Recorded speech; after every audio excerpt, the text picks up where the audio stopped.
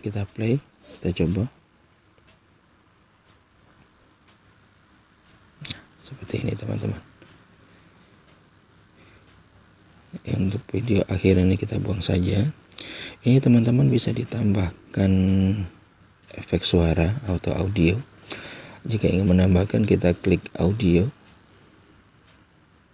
pilih suara,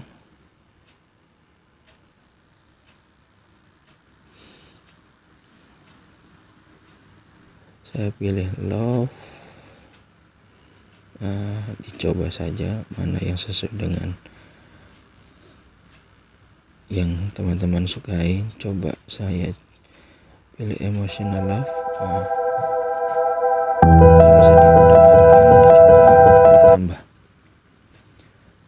Kita samakan durasi audio dengan durasi dari video yang akan kita pasang ya.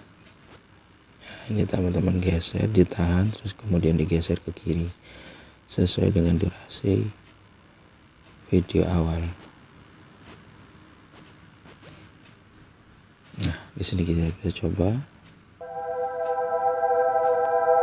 Ini hasilnya teman-teman. Jangan lupa setelah itu kita ekspor. Setelah kita ekspor, teman-teman bisa dicoba.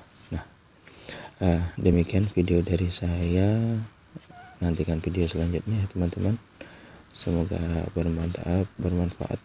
Bisa teman-teman like maupun share. Terima kasih sudah menonton. Jangan lupa subscribe. Assalamualaikum warahmatullahi wabarakatuh.